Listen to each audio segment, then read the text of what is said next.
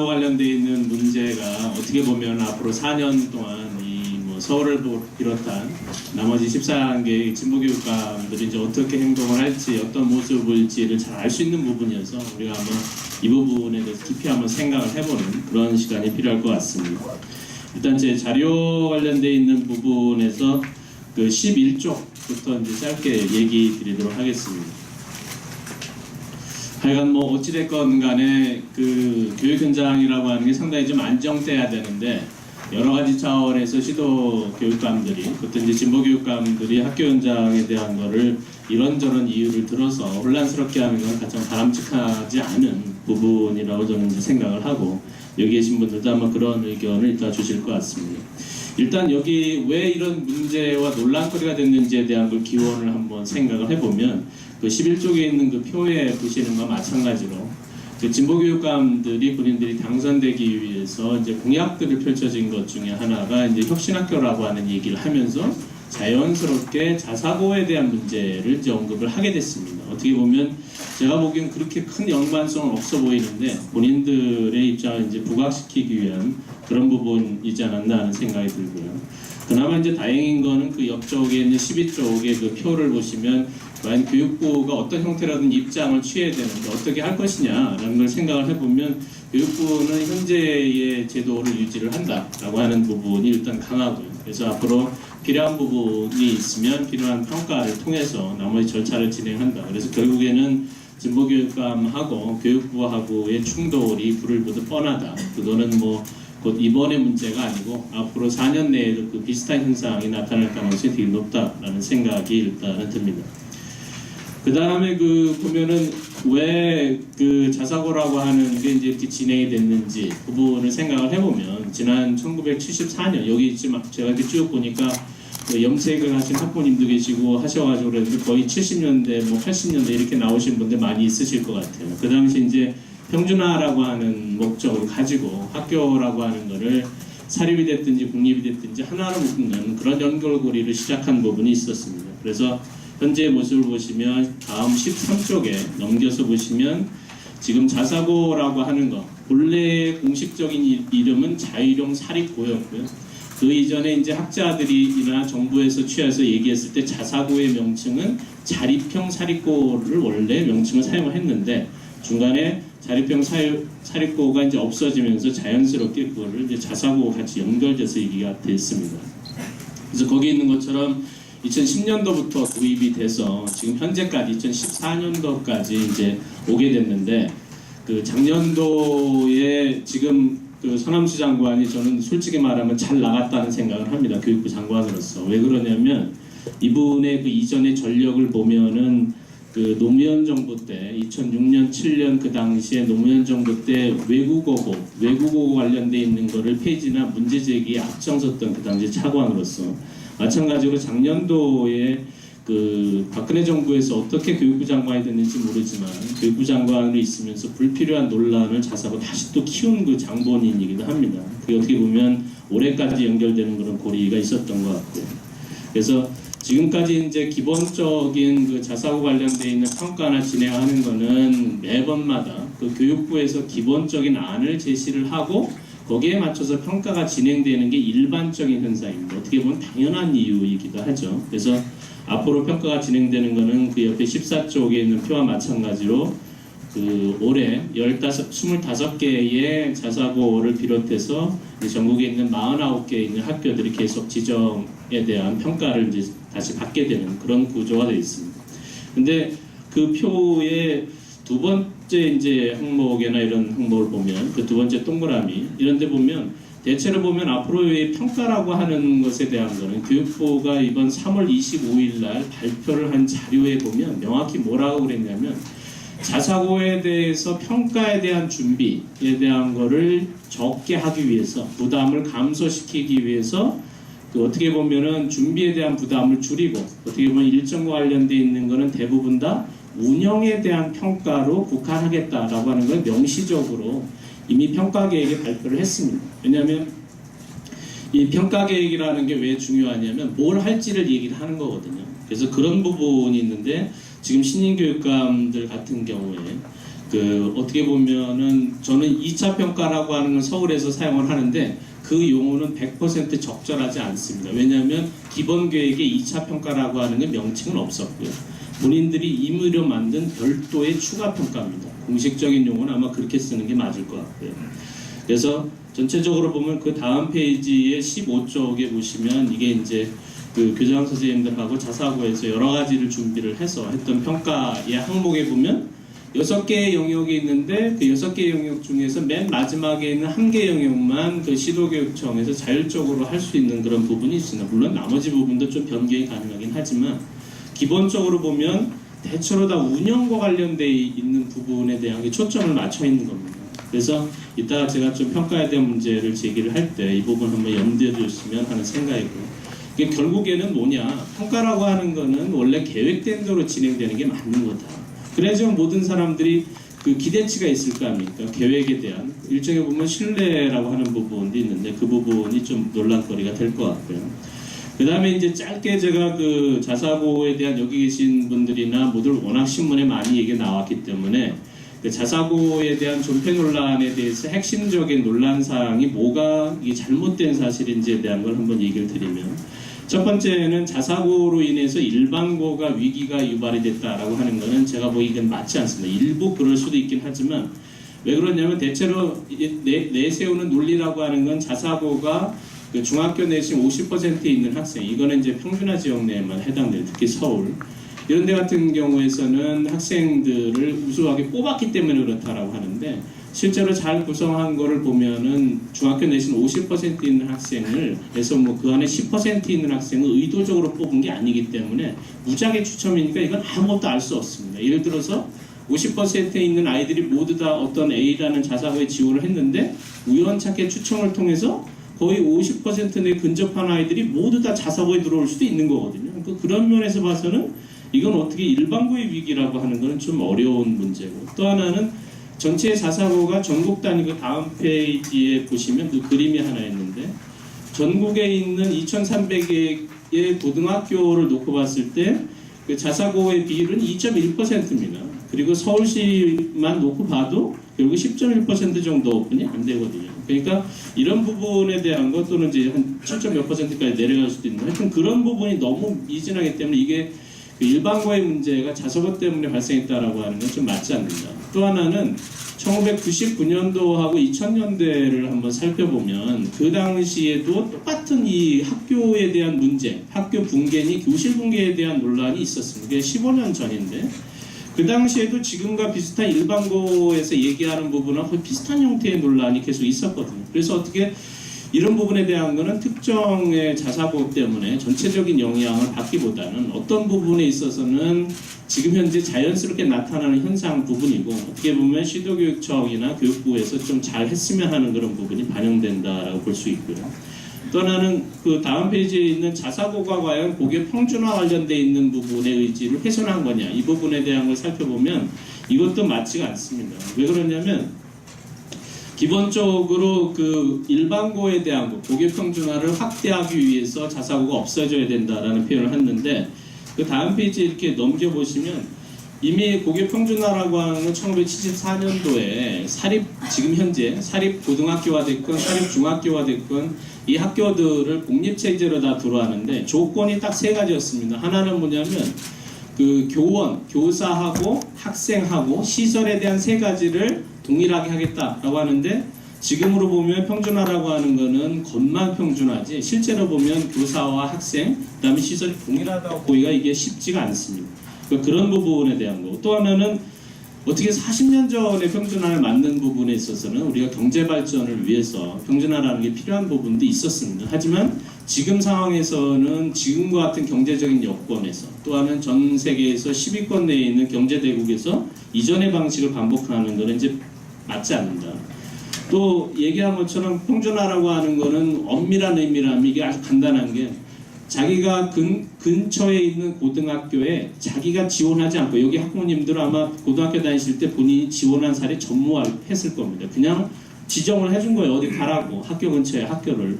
그런데 지금 한 10여 년 전에 평준화에 대해서 논란이 막 됐었을 그 당시만 해도 그 오른쪽에 있는 표에서 보시는 것과 마찬가지로 전국의 모든 평준화 지역에서 선택 학생들이 고등학교를 최소한 2곳 또는 많게는 4곳 이상을 선택할 수 있도록 이미 했습니다. 그러니까 이건 엄밀한 의미에서 우리나라는 평준화라고 하는 건 없었던 거예요, 이미. 그래서 자사고 관련되어 있는 것도 평준화 관련되어 있는 부분에 뭔가 취지를 훼손했다. 이것도 역시 맞지 않는 부분이다라고 하는 것을 알 수 있고요. 그 다음에 이렇게 쭉 넘겨보시면은 그 22쪽에 한번 해서 보시면 이게 재미난 것 중에 하나 제가 가장 아쉽거나 또 이분들이 저는 그 조현 교육감에 대해서 얘기할 때 보면은 제가 보니까 진짜 참 그 이기적인 아빠고 본인으로서는 참 나쁜 교육감 같아요. 왜 이기적이냐면 그 21쪽의 첫 번째 동그라미 그 중간에 보시면 본인의 광명교육단도 마찬가지인데 본인의 두 아들들은 외고를 보내놓고 이제 교육감이 돼서는 이제 다른 분들한테 좀 괜찮은 학교를 못 보내게 이렇게 하겠다 하는 거거든요. 그래서 거꾸로 보면은 아마 뭐 강남 좌파니 뭐 진보 교육감들이 과연 거주지가 어떻게 바뀌었는지 제가 한번 물어보고 싶어요.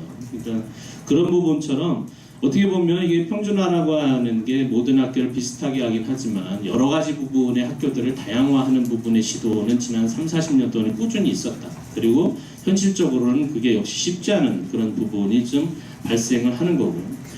그 다음에 그 22쪽에 있는 밑에 그 자사고의 학생 선발 방식이 과연 사교육을 유발시켰냐라고 하는 그런 논란거리도 있습니다. 근데 이것도 보면 말이 앞뒤가 전도되어 있는 말입니다. 왜 그러냐면 자사고는 엄밀한 의미에서 학생을 선발하는 방식이 자사고가 가지고 있지가 않아요.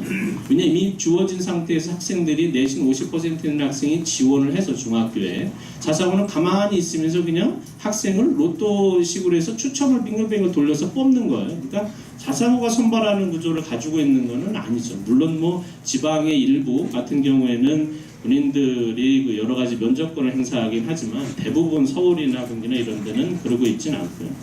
그 다음 쪽에 23쪽이나 이런 데 넘겨보면 결국에서는 전체적으로 놓고 보면은 자사고가 학생을 어떤 방식으로든 선발해서 사교육을 유발했다라고 하는 부분에 대한 건 맞지 않고 거기 그 24쪽에 있는 그 표에 있는 것처럼 지난 그 특히 그 노무현 정부하고 김대중 정부 시절 그때 거쳐오면서 사교육비 관련돼 있는 전국의 비용이 무려 30조 가까이 올라가 버렸어요. 지금은 이제 박근혜 정부도 마찬가지고. 그러니까 이런 부분에서 보면 이미 학생들이 일반고가 됐건 뭐가 됐건 사교육을 10명 중에 7, 8명의 학생이 받고 있기 때문에 이미 그런 받고 오고 있는 현상 중에서 일반고에 여러 가지 문제가 발생을 하거나 이런 게 발생을 한 거지 자사고 때문에 사교육이다 이거는 좀 일관성이 좀 떨어진다라고 하는 부분이고 또 하나는 그 24쪽의 하단에 있는 것처럼 자사고가 과연 그 여러 가지 성과들이 있습니다. 왜냐하면 학부모들한테 그 연구라든지 이런 걸 통해서 한번 보고서를 보면 학생들 학부모의 만족도가 일반고에서 훨씬 높습니다. 또 학생들이 여러 가지의 성과나 이런 거에서 보면 좋은 점이 많이 있습니다. 근데 일반 다른 시각에 있으신 분들은 이거는 학생을 선발한 효과다 이렇게 얘기를 하거든요. 아까 얘기한 것처럼 학생을 선발을 하려고 하는 권한이 일단 없다라고 하는 것이 저는 생각이 들고요.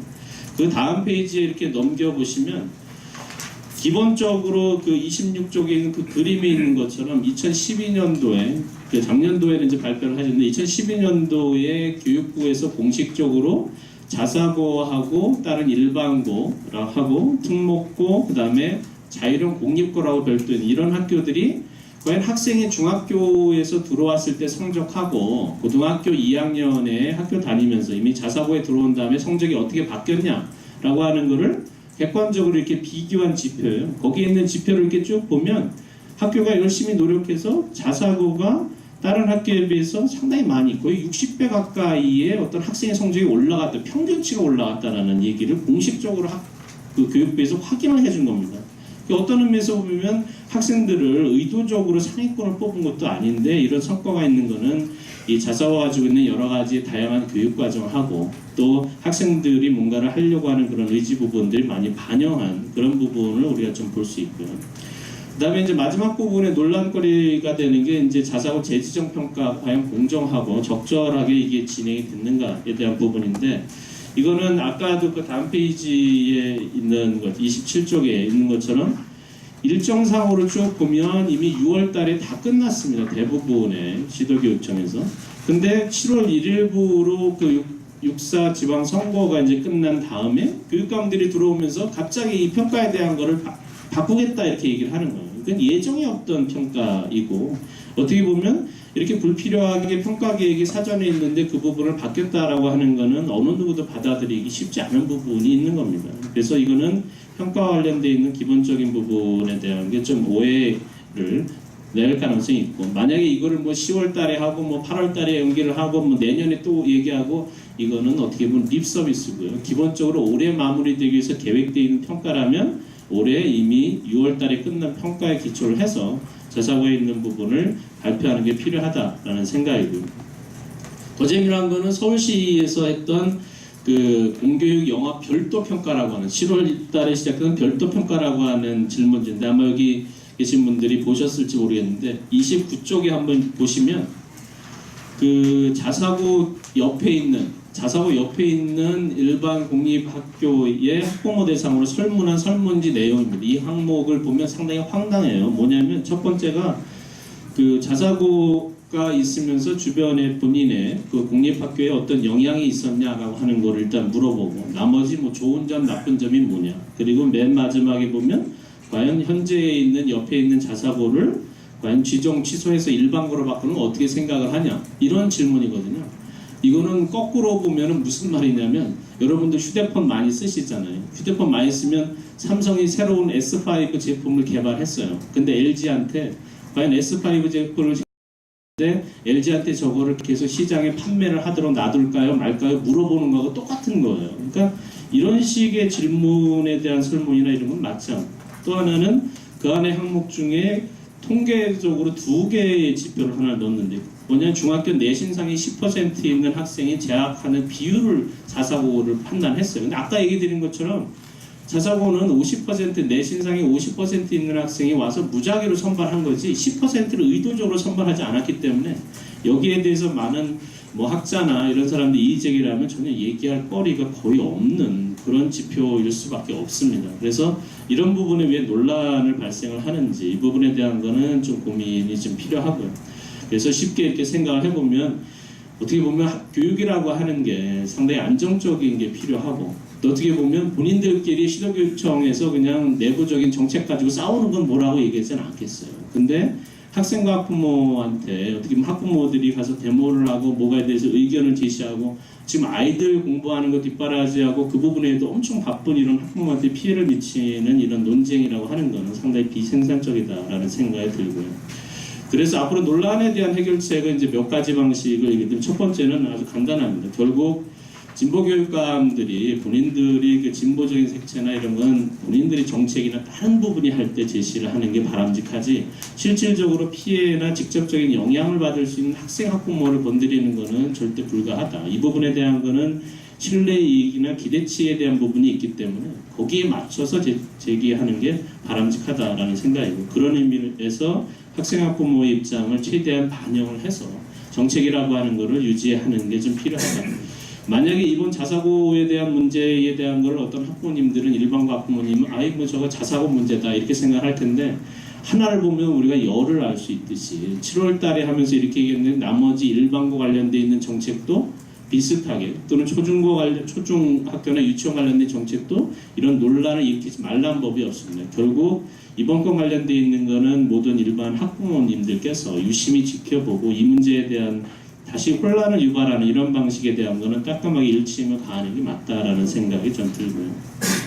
그래서 그 다음 주 페이지 보시면은 그 다음 그 4다시 바로 위쪽에 보면, 이게 어떤 그 서울시가 됐건 서민이나 중산층에 있는 학부모님들은 아이 뭐 그럴 수도 있지 하는 자사고 관련된 정책에 대해서 이렇게 얘기할 수도 있는데, 잘 보시면 일반고에 대한 전성이라고 하는 전성시대 또는 일반고를 강화하겠다는 조희연 교육감의 정책은 까딱 잘못하면 상위에 올라가 있는 학교를 밑으로 끌어내려서 모든 학교를 동일하게 만들어 버리는 거예요. 그렇게 하다 보면 서민과 중산층이 집중적으로 되어 있는 학교가 유리할 것 같은 생각이 들지만, 그 학교는 어떻게 보면 선생님이나 학교가 노력하지 않아도 아무런 책임을 안 묻게 되는 가능성이 높습니다. 그러면 결국 학생과 학부모는 또 학원으로 가게 되는 꼴이 발생을 하는 거예요. 4년 동안 그래? 뭐 믿고서 공부 안 했더니 나중에 이거 안 됐네 이런 결과가 나타나는 것은 결국 눈 가리고 아웅식일 가능성이 되게 높다는 생각이고요.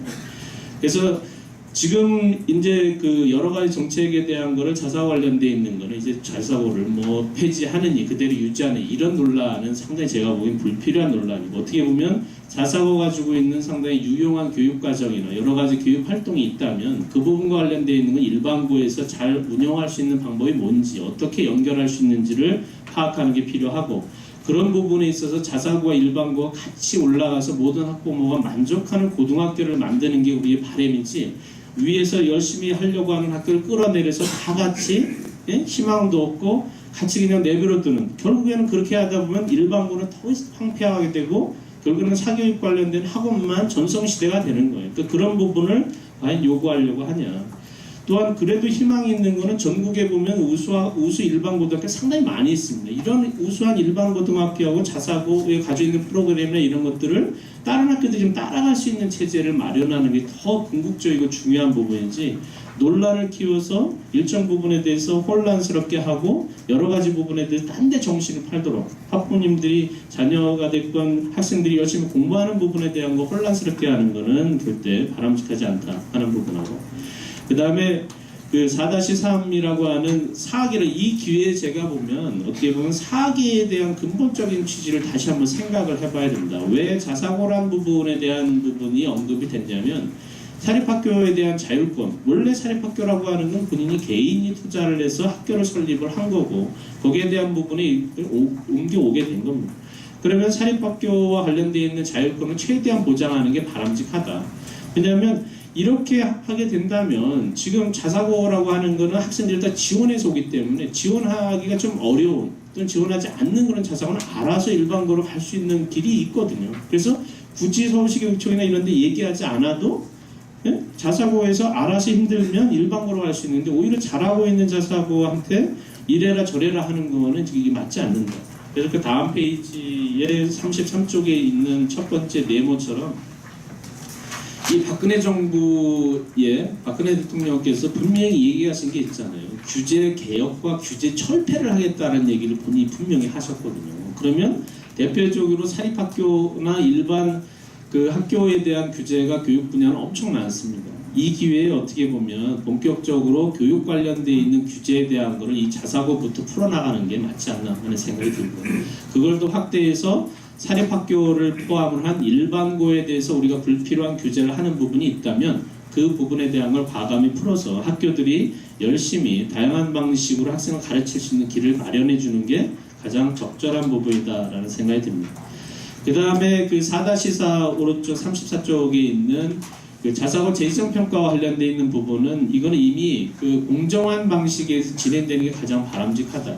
왜냐하면 이미 사전에 예고되어 있는 걸 지키지 않는다면 어느 누가 그 부분을 따라갈지에 대한 문제가 발생을 하게 되고, 앞으로 이거는 서울시만의 문제가 아니고 전체 진보교육감도 같이 고민을 해봐야 될 부분입니다. 그래서 우리가 예고된 부분에 대한 걸 따라가는 그런 방식으로 해야 되지, 7월달에 취임했다고 일시적으로 설문지 만들고 뭐 만들어서 갑자기 뭐 설문을 하니 이거 평가 결과 나왔는데 이거 안 좋고 뭐 이런 방식의 즉시적인 이런 정책을 추진을 하게 되면 결국 그 혼란의 직접적인 당사자는 학생과 학부모, 결국에는 또 거기에 교사까지 연결되는 부분이 있다.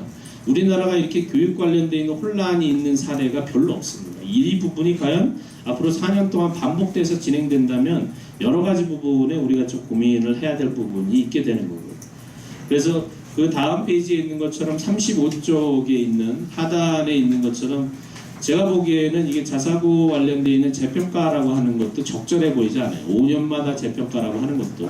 왜냐하면 궁극적으로 자사고가 힘들면 자연스럽게 일반고로 전환을 하려고 요구를 하게 될 거거든요. 그럼 결국 자사고가 이미 지정되어 있는 학교라고 하는 거는 특별한 문제가 있는지 없는지 그 부분만 파악이 되면 그걸 시정 조치하도록 요지를 해서 지정되면 지속적으로 갈 수 있는 자사고 형태를 유지하는 게 지원하려고 하는 학부모, 학교를 운영하는 학교, 또 여러 가지 그게 뭐 10억이 됐건 100억이 됐건 투자를 하는 법인단체에도 일정 부분의 이익이 가는 부분이고 또 학교 입장에서도 도움이 되는 부분이라고 볼 수가 있는 겁니다. 그래서 안정성이나 이런 부분을 유지하기 위해서는 자사고는 지속적으로 하는 게 필요하고, 궁극적으로는 사립학교도 같이 한번 우리가 고민을 해봐서 자율권을 최대한 보장을 해주는 게 필요하지 않나 하는 생각이 듭니다. 오른쪽에 이제 마무리 부분의 마지막 부분 관련되어 있는 거는 이제 그 더 이상 이렇게 이제는 그 정부 정책 관련되어 있는 변화에서 이제는 시도교육감들까지 선거를 통해서 여러 가지 정책에 대한 거를 입맛에 맞게 바뀌는 부분에 대해서 더 이상 학생과 부모가 휘둘리는 게 과연 바람직하냐. 최소한 정책이라고 하는 거는 3년, 많이 봐서는 10년 이상을 내다보는 게 바람직하다라는 생각이 들고요. 그런 부분을 본격적으로 논의를 해서 임의적으로 교육정책이라는 것이 바뀌는 그런 부분보다는 앞으로 3년, 좀 길게 잡으면 10년, 더 길게 잡으면 진짜 100년까지 갈 수 있을지 모르겠지만 그런 먼 기대치를 가지고 이걸 같이 논의를 해보는 지속적인 그런 정책이 추진되는 위원회를, 국가 차원의 위원회를 만들어서 하는 것이 더 이상 학생과 학부모의 힘든 점들을 더 힘들게 하고 또 학부모들이 여러 가지 부분에 신경 쓰지 않도록 또 혼란스럽지 않게 하는 그런 방법이 있지 않나 하는 생각이 듭니다. 제 발표는 여기서 마치겠습니다. 감사합니다.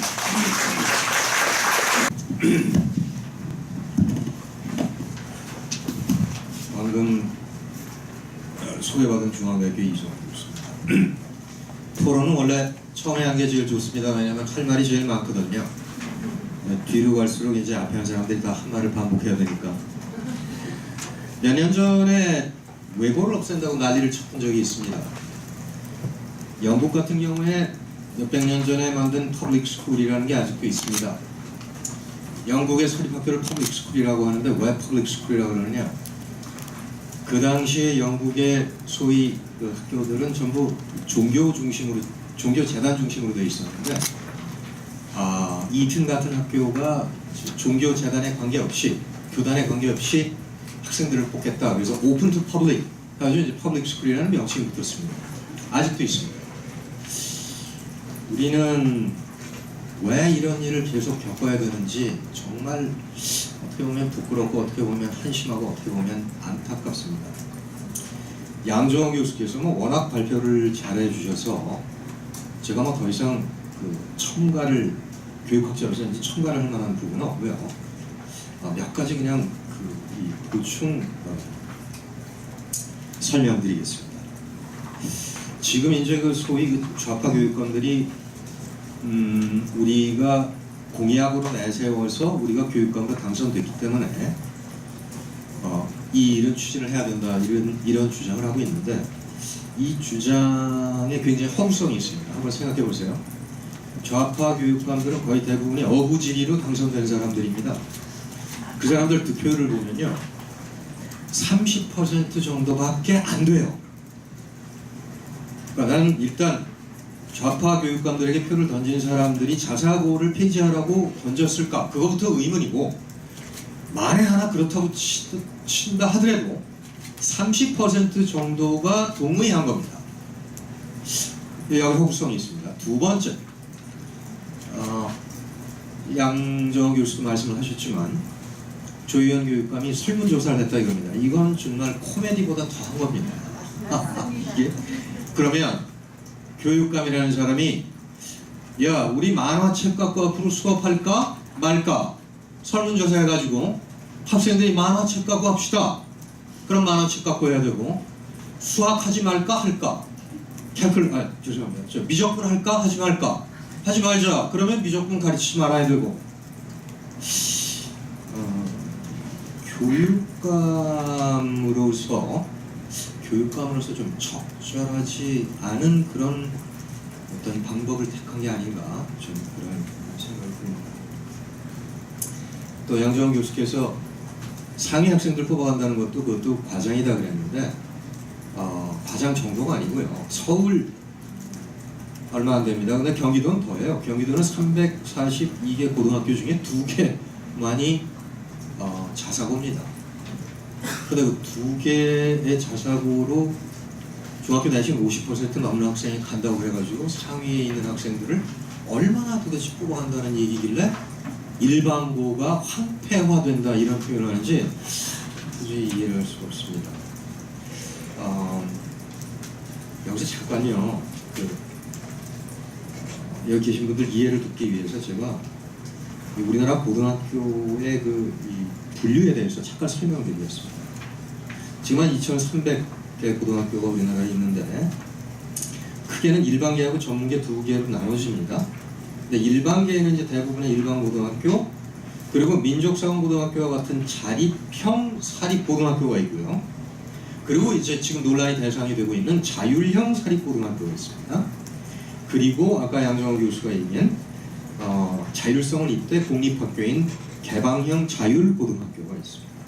전문계에는 과거의 실업학교에 해당하는 전문계 고등학교, 그리고 과학고등학교, 외국어고등학교, 그리고 대학학교가 있습니다. 이렇게 많은 형태의 학교 중에 왜 자율형 사립고등학교만 찍어가지고 타겟팅을 해가지고 숫자도 얼마 안 되는데 지금 이런 식으로 몰아붙이는지 자사고가 힘이 없어서 그런 건지 그런 생각 한번 해봅니다. 네. 그 다음에 이제 제가 볼 때는 이제 자사고의 양 교수도 말씀하셨지만 취지라는 건 크게 학교 선택권하고 그 다음에 관주도형 교육의 탈피입니다. 크게 이 두 가지로 볼 수 있습니다. 근데 학교 선택권을 주니까 뭐 입시학원으로 변질하더라고 지금 이런 얘기를 하고 있는데 사실은 학교 선택권도 주지 않았습니다. 우리가 일반적으로 학교 선택권이라고 하는 것은 학생 선발, 교육과정의 운영, 재정 크게 세 가지로 구분할 수가 있는데 자사고에는 지금 교육과정 운영에 관한 자율권이 조금 있을지 모르겠지만 학교 선발에 관한 권한은 전혀 없고 그나마 있던 거 저 서남수 장관이 폐지하려고 그러다가 그때 뭐 공청회 열었는데 저도 그때 갔다가 결국은 개최하지 못하고 돌아왔습니다. 우리 중앙교육교에서 양재까지 지하철 요금만 한 3,000원 낭비하고 돌아온 적이 있습니다. 네. 그리고 이제 더 재미있는 거는요. 좌파 교육감들이 어쨌든 선택권을 주면 자꾸 입시학교로 변질이 된다 이러면서 그런데 내가 만드는 학교인 혁신학교는 선택권을 주고 그리고 그거는 늘리겠다 이렇게 주장을 합니다. 이런 자가당착을 어떻게 설명해야 될지 참 이해하기 어렵습니다.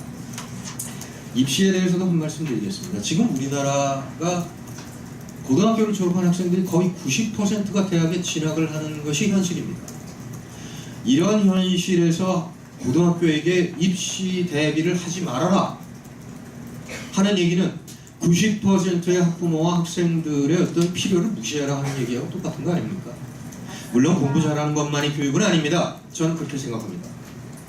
인간이 돼야 된다고 저는 인간이 되는 것이 더 중요하다고 생각하는 사람이지만 이건 좀 글쎄요 이런 거를 뭐라 그래야 될까? 이건 견광부회도 아니고 어거지도 아니고 미국에도 다들 잘 아시겠지만 미국에도 우파와 좌파가 있습니다.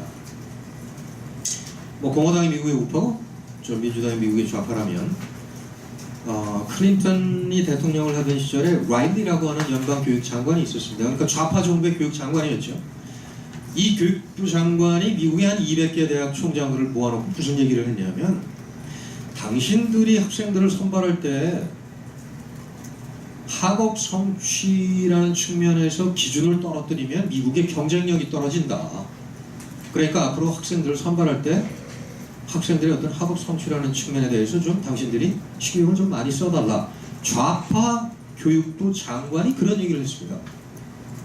이게 미국의 좌파하고 우리의 좌파의 차이점입니다. 저는 선택권과 아울러 이제 관주도로부터 탈피해야 되는 것이 이제 우리의 교육이라고 생각을 하는데 지금 우리나라 중국이요. 중국이 지금 뭐 사립 학교가 점점 늘어가고 있습니다. 모든 교육을 철저하게 정부가 통제하는 중국에서도 자율권을 누리는 학교들이 굉장히 늘어나고 있습니다. 오히려 과도할 정도로 늘어나고 있습니다. 여기 우리나라 사립학교 협회에서 나와 계신데 영국이나 미국, 프랑스 같은 선진국에서 보면요, 정부의 통제 간섭 전혀 받지 않는 사립학교들이 대개 한 10%에서 15% 정도 됩니다. 우리나라 사립학교 없습니다. 말만 사립학교지, 이름만 사립학교지 사립학교 없습니다. 전체주의 사회에서도 이런 일은 없습니다. 이건 우리의 소위 말해서 국가적인 수치, 내셔널 쉐임, 국가적인 수치입니다.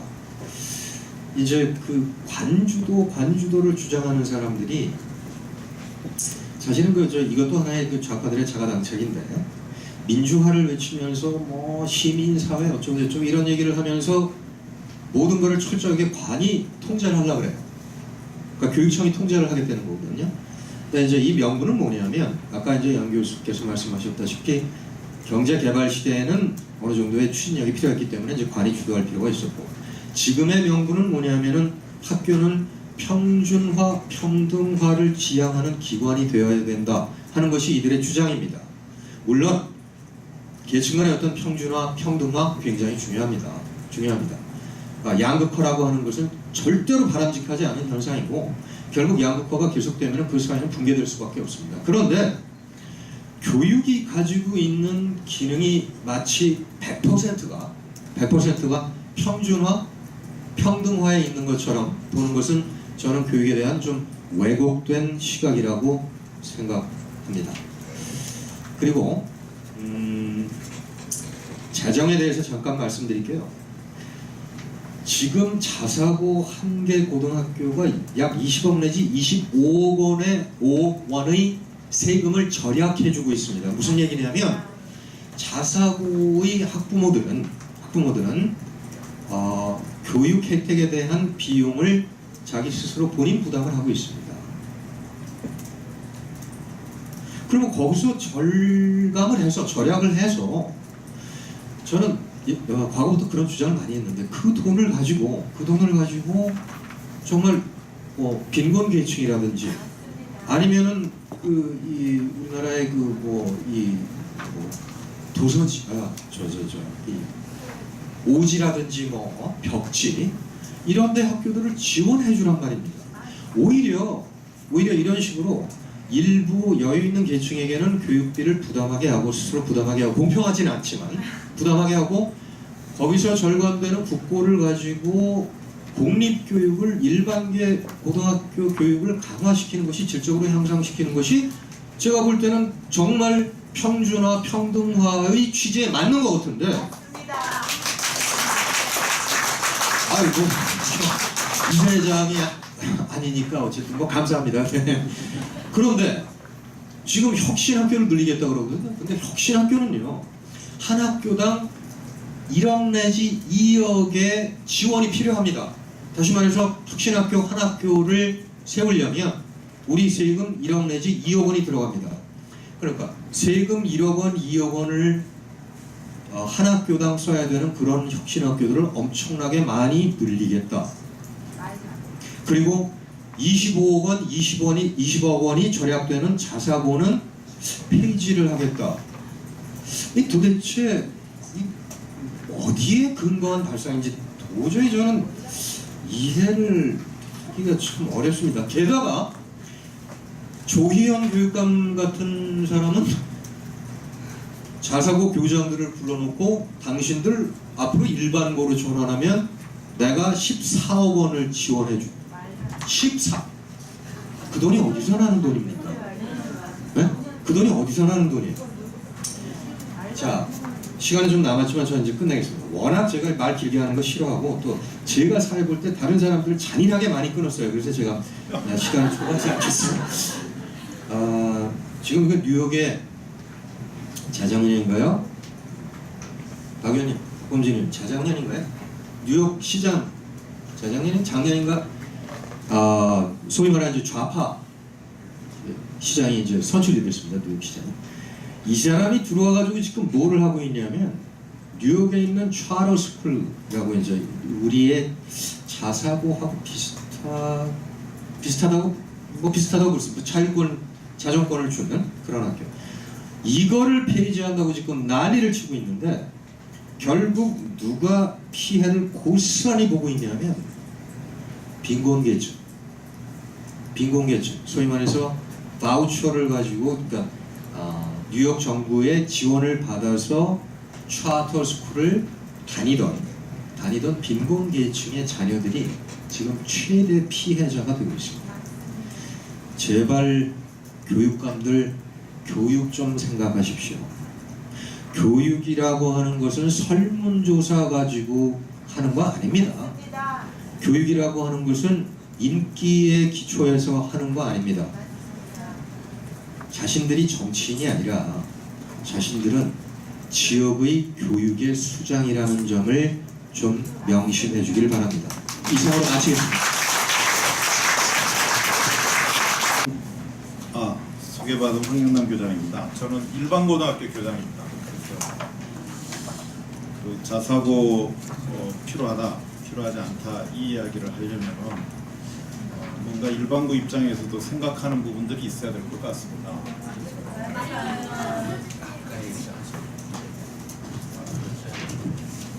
자사고라서 힘이 없나? 자사고가 아니라서 힘이 없나? 아이고, 우리 저 양정호 교수님하고 이성호 교수님이 앞에서 좋은 말씀 다 해주시고 하고 싶은 말 다 했습니다. 그래서 원고에 간단하게 개조식으로 저는 썼습니다. 기본적으로 이런 논란이 두 가지의 그 기초를 하고 있다고 생각합니다. 하나는 우리나라의 사립학교 정책에 대한 되게 혼란이 오고 있다. 정립이 안 되고 있다. 사립학교라는 존재가 과연 뭐냐? 이것에 대한 사회적 합의가 안 돼 있다. 이런 생각이 듭니다. 그러니까 교육감이 바뀌면은 자꾸 이런저런 규제가 해야 된다고 정치 세력에 의해서 교육이 좌지우지되는 현상이 자꾸 생기는 것 같습니다. 이제 이 자사고 논란을 계기로 우리나라의 사립학교 정책이 좀 정립이 됐으면 좋겠다 생각을 하고 있습니다. 두 번째는 왜 교육감님들은 교수님들이 하시는지 모르겠습니다. 초중등 교육인데 초중등 교육을 아시는 분이 교육감이 되셔서 교육 정책을 해주시면은 이런 혼란이 안 생길 겁니다. 아니 교육학은 조금 물론 이제 대학생도 가르치시고 교육학도 하셨으니까 하지만은 현장에서 초중등 학생들과 학부모의 그 애로사항이나 원하는 게 뭔지 겪어보면 이런 논란은 저는 태반이 없어지지 않을까 생각을 합니다. 자사고가 생겨서 일반 고등학교가 황폐화됐다. 일부는 맞고 일부는 틀립니다. 아까 양정호 교수님 50% 서울시를 예를 들어서 50% 이상 학생들만 가지고 추첨을 하기 때문에 뭐 특별히 더 선발 효과가 있는 거 아니다 그러시는데요. 실제로 선발 효과가 있습니다. 자사고 학생들은 중학교 내신 한 22%, 23%에 생성됩니다. 평균이 25%도 아니고 더 높아요. 그러면 일반고 학교는 중학교 내신이 55에서 60% 정도에서 형성이 됩니다. 이게 50%가 안 되는 거죠. 역시 선발 효과가 있는 건 틀림없죠. 그것도 일반고도 영향을 받습니다. 그거 자체가 없다고는 할 수 없습니다. 그러나 자사고가 그렇게 썩 좋은 것만 아닙니다. 선생님들 입장에서 보면은 제가 그 긍정적 효과와 부정적 효과를 써놨습니다만은 자사고는 자력갱생을 해야 됩니다. 그러니까 학교와 선생님들의 책무성이 높아져서 선생님들이 별로 좋아하지 않는 학교가 되고 있습니다. 교장 선생님도 스트레스를 많이 받고 있습니다. 학부모님들은 3배의 돈을 냈는데 왜 성과는 다르지 않냐? 다른 학교에 비해서 또 왜 3배 정도는 아니더라도 적어도 2배의 성과는 나야 되지 않겠냐고 요구가 합니다. 그리고 선생님들은 그 요구에 달성되기 위해서라도 더 많은 노력을 해야 되는, 어떻게 보면 제가 생각할 때 공교육이 경쟁력을 확보하기 위한 하나의 과도기라고 생각합니다. 그런 사립학교가 있으면은 일반 고등학교도 그런 공교육의 경쟁력을 높이기 위한 나름대로 노력을 본받아서 하지 않을까 생각을 합니다. 그런 면에서는 자사고가 가지고 있는 선도 효과가 있다. 자사고가 벌이고 있던 각종 다양한 교과 외 비교과 활동들 있지 않습니까? 이거를 이제 일반고들도 많이 답습해서 합니다. 저희 이영훈고등학교 주변에는 자사고가 좀 많이 있습니다. 특별히 피해를 많이 보고 있는데요. 저는 그래도 일반고등학교 교장으로서 자사고를 이기고 싶습니다. 근데 그게 교육활동으로 가능하다고 생각을 합니다. 나름대로. 자사고 이긴다는 건 다른 거 아닙니다. 고등학교가 왜 존재합니까? 나는 두 가지라고 생각합니다. 고등학교 교육에서 하나는 도덕을 가르치는 거고, 아이들에게 인간으로서 살 수 있는 도덕, 공동체를 형성해가는 능력을 키워주는 도덕이고요. 두 번째는 사회에 나가서 자기 혼자 쓸 수 있는 능력을 키워주는 거, 역량을 키워주는 거라고 생각합니다. 이 두 가지 교육을 철저히 할 수 있다고 봅니다. 그게 자사고에서는 나름대로 더 많은 자율성을 가지고 끌어가면은 일반고에서도, 요새는 뭐 작년에 발표했듯이 일반고 자율화가 강화됐지 않습니까? 얼마든지 일반고에서도 그 방향을 모색해 갈 수 있다고 생각합니다. 사실은 일반고 교육이 싼 교육이 아닙니다. 3배 내신다 해서 자사고 교육이 3배나 비싼 교육을 하고 계시는 거 아니잖아요. 우리 고등학교 학생 1인당 약 700만 원이 듭니다. 1년 예산. 일반고도 700만 원 듭니다. 자사고도 700만 원 듭니다. 결국 그 성과는 그래도 자사고가 더 높다고 하지 않습니까? 그 높은 성과는 대부분의 90%는 사실은 동료 효과입니다. 학생들 스스로 경쟁해 가면서 커가는 효과가 크고 맞습니다. 학교 효과는 한 3%에서 5%이지 않을까 싶습니다. 일반고에서는 그런 동료 효과가 부족하기 때문에 사실은 일반고를 개척해 나가기가 쉽지 않습니다. 그러나 일반고의 자율성을 준 이상 교육청에 내가 보기에는 규제라든지 제한을 줄이면은 얼마든지 살아갈 방법이 있지 않을까 생각을 합니다. 그 다음에 자사고에 대한 바른 평가를 위해서는요, 저는 아까 교육부의 그 평가 지표를 얼른 읽어봤는데요, 왜 그런 지표를 만들었는지 저는 학문적으로도 잘 이해가 안 갑니다. 저도 교육행정을 전공했습니다만은 자사고를 평가하려면 과연 자사고가 자율성 있게 운영을 했느냐, 법인이나 다른 데 영향으로부터, 교육청의 영향으로부터 자율성을 얼마나 확보하고 있느냐, 이걸 평가하는 게 기본이 돼야 되지 않겠습니까? 맞습니다. 두 번째는 자사고의 특수성은 무엇인가, 그 학교의 특수성은 무엇인가, 맞습니다. 그 특수성에 대해서는 학부모들은 어떤 만족을 하고 있는지 평가할 필요가 있고요. 세 번째는 자사고가 교육의 공공성을 얼마나 구현하고 있는가, 이런 것들이 기준으로 들어가야 되는데 내용에 보시면은 관제적 기준입니다. 제가 보기에는 교육부에서 만든 안도, 조희연 교육감이 만든 2차 안은 말도 안 하겠습니다.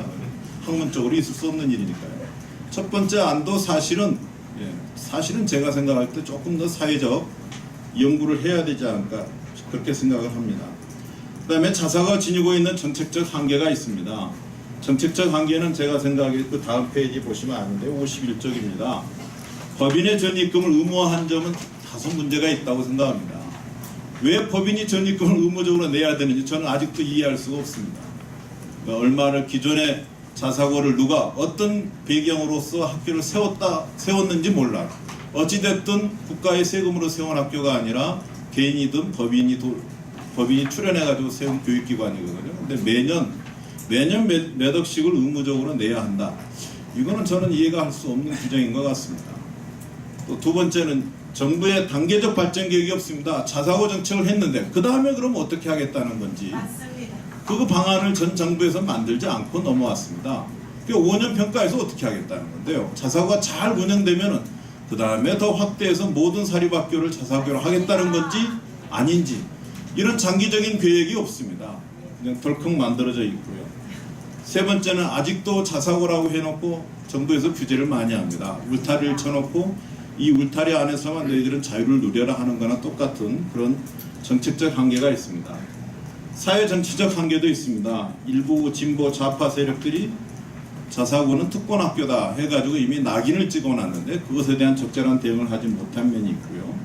교육감의 정치적 성향에 따라서 잦은 위상이 변화되고, 자사고의 존재 필요성이라든지 의의에 대해서 홍보가 좀 미흡했습니다. 왜 대한민국에는 자사고가 필요한 건지, 사립학교는 왜 앞으로 자사고로 발전을 해야 되는 것에 대한 설명이 부족했다, 홍보가 부족했다. 그러므로 또 자사고의 미래상 부족이 역시 자사고 자체에서도 했어야 되는데 못했다. 우리 학교의 미래는 어떤 미래다, 국제적인 경쟁력을 어떻게 갖출 수 있다라든지 학교의 특수성을 발현하는 그런 미래성 제시가 안 됐다, 이런 생각이 듭니다. 운영상 한계도 몇 가지 있습니다. 읽어보시고요. 그 다음에 제가 생각할 때 자사고 논란에서 반드시 생각해 볼 문제는, 학부모 학생의 선택권은 이성호 교수님도 이야기했고 양정호 교수님 이야기했으니까 빼겠습니다. 두 번째는 저는 한번 우리가 고려해 볼 만한 생각입니다. 지식정보화 시대라고 이야기하면서 똑같은 나이가 같다면 반드시 똑같은 학습 내용을 해야만 됩니다. 똑같은 내용을 공부해야만 되는지 그건 알 수가 없습니다. 유엔의 미래교육 보고서에 따르면 2030년도 되면 학교도 없어지고 교사도 없어진다고 합니다. 만인이 교사가 되고 만인이 학생이 되는 시대가 된다고 합니다. 그렇다면 개인에게 필요한 맞춤형은 다 개별화되어야 되지 않겠습니까? 맞습니다. 그런데 왜 같은 내용을 동일한 나이라 해가지고 똑같이 배워야 되는지 알 수가 없습니다. 이런 거에 대한 고민도 좀 하실 필요가 있지 않는가 싶습니다. 그 다음에 세 번째는 사립학교 문제는 사립학교의 비전, 발전 이런 것들이 필요합니다. 밑에 제가 사립학교의 단계적 자유라 이야기했습니다. 우리나라가 44%나 되는 사립학교가 있어서 아마 다양한 사립학교들이 존재합니다. 사회적으로 무리를 빚는 사립학교도 있지만은 모범적인 사립학교도 있지 않습니까? 그래서 여기에서 제시된 대로 공립으로 전환시켜주는 사립학교도 있었으면 좋겠고요.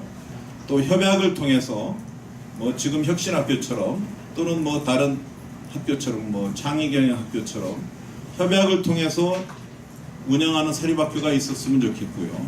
세 번째는 자사고를 더 발전시켜서 완전 자율형 사립학교가 있었으면 좋겠습니다. 제가 생각하는 완전 자율형 사립학교는 선진국처럼 교육청이 간섭하지 않는 사립학교입니다. 돈도 대주지 않는데 왜 간섭하는지 모르겠습니다. 자사고 미달하는 데 있으면 놔뒀으면 좋겠습니다. 망하게 두고 학부모가 선택하지 않으면 망해야 되는 거 아닌가요? 네. 완전 자율형이 됐으면 좋겠다는 생각을 저는 하고 있습니다. 이렇게 사립학교에 대한 정책을 나름대로 좀 제시해서 시민들에게 또는 학부모 학생들에게 국민들에게 의견을 물어보고 또 교육자들이 전문적으로 토론을 좀 많이 하셔가지고 우리가 믿을 만한 대한민국의 정책이 나왔으면 좋겠습니다. 이상으로 마치겠습니다. 네, 소개받은 김일수 변호사입니다. 앞서 너무 말씀 잘해주셔가지고 뭘 빼고 얘기를 드려야 될지 모르겠네요. 저는 이제 토론문에서는 시간 들립니까? 네, 토론문에서는 법률 조항 몇 개랑 이렇게 보내놨는데요. 사실은 이제 이게 법을 쭉 검토해보고 히스토리를 쭉 살펴보면 사립학교, 이게 이 사립학교라는 것이 우리 이 땅에 생긴 것이 한 100여 년 된 것 같습니다. 근데 그 사립학교는 정부가 세운 게 아니에요. 그 시절에 조선왕조가 세운 게 아니고 선교사들이 와서 세웠습니다. 그래서 그 서양 학문도 가르치고 교과 과정도 정해진 게 없었죠. 쉽게 말하면 이단의 학문을 가르치고 있었던 거죠. 그 시절로 돌아가 보면 가르쳐서는 안 되는 것들을 가르쳤어요. 네? 그래서 정부의 싫은 소리도 해야 되고 자유와 개인의 권리에 대해서 가르쳤어요. 그때는 이단이었죠. 근데 지금 그때 배웠던 분들이 일제시대에 독립투사가 되고 뭐 유관순 열사도 그렇고요. 그러니까 뭐 그런 분들이 우리 사회의 명맥을 이어오고 또 우리 대한민국이라는 건국 세력의 중심이 있었고요. 그만큼 사립학교가 우리 민족에게 영향은 굉장히 컸는데 그 전후에 베이브붐 세대가 이렇게 있었지 않습니까? 55년도부터 베이브붐 세대가 엄청나게 그리고 경제가 폭발하고 또 70년대에 경제가 폭발하면서 이걸 다 수용할 수가 없었습니다. 그래서 공립학교도 세우다가 사립학교 이게 이제 어떤 사회적 그 수요 교육에 대한 수요와 맞물려서 평준화와 같이 맞물려 들어갔던 겁니다. 사립학교가 잘 못해서 그렇게 됐던 게 아니에요. 잘하고 있었는데 너무나 이렇게 평준화라는 것과 사회적 수요가 맞물려 들어갔던 겁니다. 거기에 대한 왜 우리 사회는 평준화됐는가 이게 대한 깊은 반성이나 연구가 좀 있어야 된다고 생각합니다. 이 문제를 풀려면 왜 지금에 와서는 평준화가 옷에 맞지 않는 몸에 맞지 않는 옷이다. 왜 우리한테 안 맞는가 이거 한번 제대로 연구를 좀 해주셨으면 좋겠고요. 네. 그래서 이게 자립형 사립고라 그러는데 이 말도 어색합니다. 자율 떼야 됩니다. 사립학교입니다. 이 사립학교. 예, 맞습니까?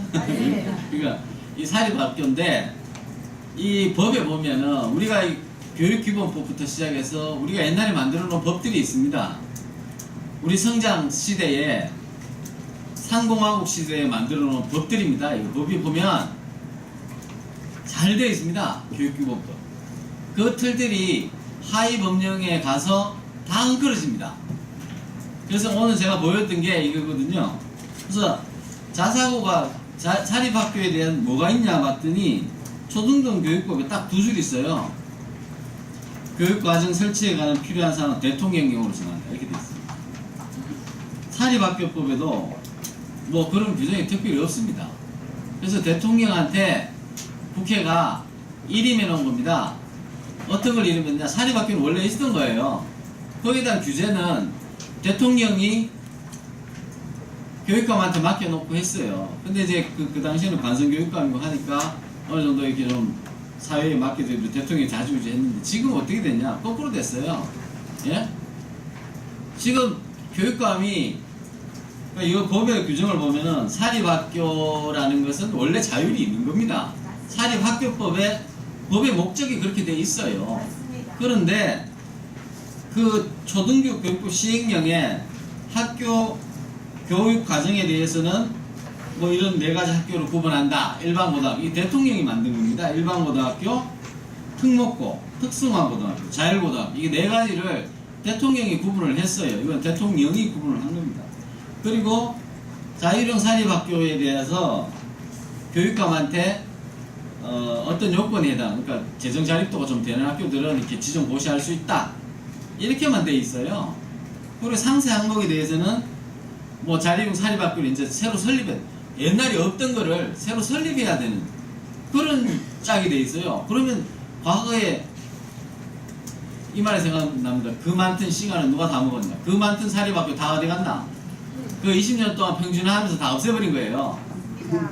그래서 이거 법도 만약에 하려면 법부터 고쳐라. 최근에 모 교육감이 자사고 없애는데 법으로 안 되고 소송으로 안 될 것 같으니까 국회에다가 공을 넘기는 그런 얘기를 했는데 법에 폐지할 근거 전혀 없습니다.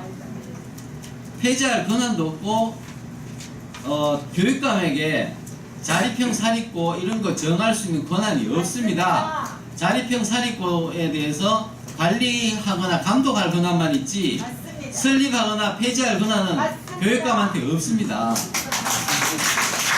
법에 없어요. 그래서 제가 이걸 보니까 이제 뭐 이런 규정들이 있는데 이제 예시적으로 내가 보여드린 겁니다. 그래서 대통령께서 뭐 요즘 여러 가지로 바쁘시겠지만 교육부도 마찬가지입니다. 그거 법으로 안 된다, 위법이다 이렇게 왜 못하는지 모르겠고 언론에서도 뭐 좀 그런 얘기도 이 법상으로 가능하지 않다. 예, 이것이 이 지금 취지는 뭐냐면 대통령령을 고치는 것이 아니라 개별 학교에 대한 인가를 취소하겠다는 거예요. 말도 안 되는 기준을 가지고 와요. 말도 안 되는 설문조사를 해가지고 없애버렸다는 거예요. 일단 취소하고 소송을 하려면 만천해라 그래요. 말살해버렸다는 거거든요. 그거는 교육감으로서 이게 가능한 일인지 모르겠습니다만은 교육감의 권한이 아니다는 거예요. 세상이 거꾸로 돌아가는 겁니다. 자사고 대통령이 돼가지고 그런 얘기를 한다 그러면은 가능한 얘기입니다. 대통령으로서 정책으로서 나는 앞으로 평준화를 할 것이고 자사고는 없애겠다 그러면 가능하지만 교육감의 공약으로 돼서는 안 되는 겁니다. 이게 거꾸로 가는 겁니다. 이 법치가 무너지고 있어요. 우리 사회에서 우리가 법이 있는데 그 법을 지키면 됩니다. 근데 법치가 무너지고 있습니다. 그래서 그것은 가능하지 않다. 지금 아까 말씀하신 대로 그 자사고를 없애려고 하는 이유는 뭐 정치적인 세월입니다. 이 교육이 정치를 오염시켜서 편가르기 하는 겁니다. 지금 좌파 교육감 당선된 이후에 뭘 해야 될까요? 사회에 엉어리지고 한맺힌 사람들을 통해서 속 시원하게 자사고 없앤다고 한마디 해야 되겠는데 해야지 다음이 보장되지 않겠습니까? 그래서 지금 마녀사냥하는 거고 편가르기 해서 귀족학교라는 토를 세워가지고 공격을 하는 겁니다. 공격을 하지 않으면은 자기들 입지를 넓히기 위해서 공격하는 하나의 대상이 되고 거기에 자사고를 보낸 학부모님, 학생들이 울고 있어요. 맞습니다. 지금 그런 상황에서 요즘 강남의 유학원들이 호황입니다. 뭐 아시는 분도 있겠지만 지금 강남의 유학원들이 왜 호황일까요? 자, 그러면 자사고 없애는 게 문제가 아니라 우리 이런 분위기에서 내 아이를 여기서 교육시킬 수 없다는 깨어있는 부모님들이 외국에 보내려고 하는 거예요. 보내고 싶어서 자기 새끼 보내고 싶은 사람이 누가 있어요? 없잖아요. 그런 것들을 뭐 이런 얘기 해도 됩니까? 가정 파괴범 아닌가요? 맞습니다.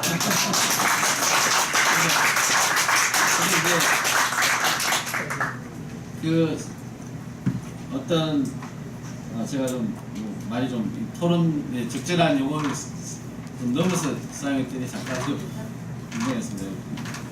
두 마리 안 들은 걸로 해주세요. 예. 그 어떤 걸로 해주십시오. 예. 그리고 지금 이게 자사고는 1인당 아까 황인남 교장 선생님 말씀하셨다시피 그 통계 자료가 있습니다. 지금 나와 있는 자료가 있는데 KDI나 교육부에서 아무도 자료를 안 내놓습니다. 이 자료에 제가 확인한 자료에 의하면은 1,000만 원 좀 넘는 자사고도 있고요.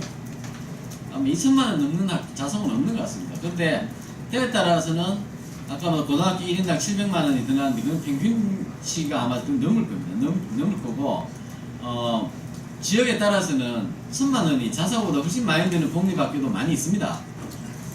자, 그러면 공립학교에 들어가는 돈은 누구 돈입니까? 다 세금 아니에요. 근데 1인당 사교육비, 1인당 교육비를 따져보면은 기족학교가 아니에요. 기족학교가 아니고 거기에다가 자사고에 사회자 배정으로 해가지고 20% 정도 더 받게 돼 있죠. 그 정부 돈으로 다니잖아요. 그러면은 이것저것 따져보면은 누가 더 효율적이냐 이게요. 그리고 그거는 재정에서 나가는 돈이 아니지 않습니까? 가난한 사람도 세금을 냅니다. 가난한 사람도 세금을 내는데 그 돈으로 학생들 공부시켜야 돼요. 자사고는 부모들만 내면 돼요. 국민들한테 부담시키는 게 아니에요. 전 국민한테 걷어가지고 월급 봉투에서 일부씩 째가지고 여러분들 집 사고 팔면 교육세 다 내죠? 그 교육세에서 담배 한 갑 사도 교육세 나가고요. 그 담배 피는 사람들 가난한 근로자들입니다. 그 사람들한테 교육세 걷어가지고 담배세 올려가지고 공립학교에 그렇게 돈을 넣어야 되겠습니까? 그건 아니거든요. 그렇게 가서는 안 되거든요. 솔직해지라는 거예요.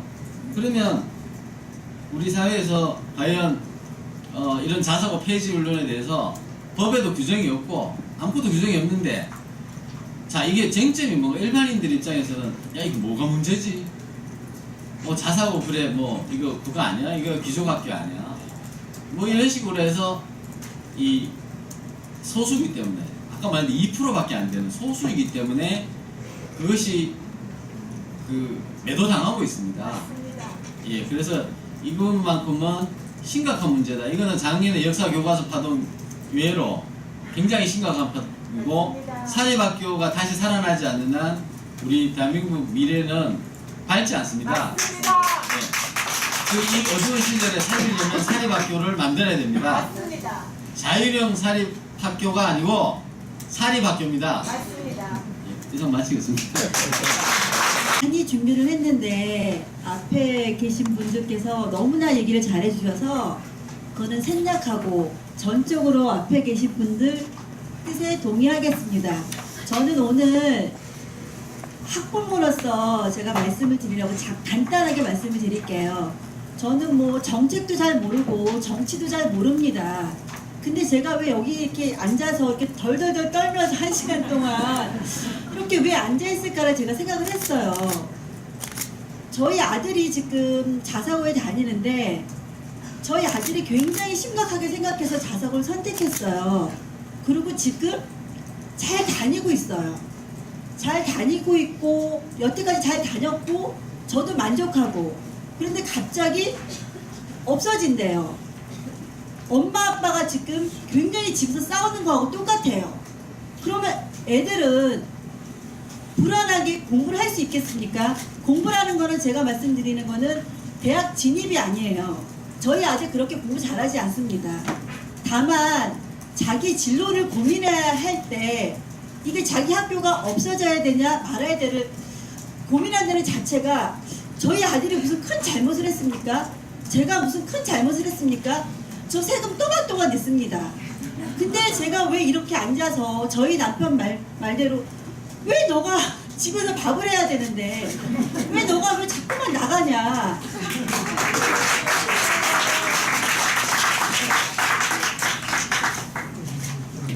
참 많이 슬픕니다. 지금 제가 앉아있는 자리가. 학부모가 이렇게 집에서 지금 애들을 반기고 해야 될 이 시간에 이렇게 나와서 공청회를 했다는 자체가 저희가 큰 잘못을 저지른 것도 아닌데 다시 한번 말씀을 드릴게요. 제발 저희 아이가 심각하지 않게 자기가 진로를 고민할 수 있게 그거 하나만 할 수 있게 여러분 부탁 좀 드릴게요. 정치를 저희가 뭘 알겠습니까? 그냥 아이하고 저희하고 행복한 가정 안에서 행복한 얘기만 나눌 수 있게 부탁을 좀 드리겠습니다. 저 빨리 끝내겠습니다.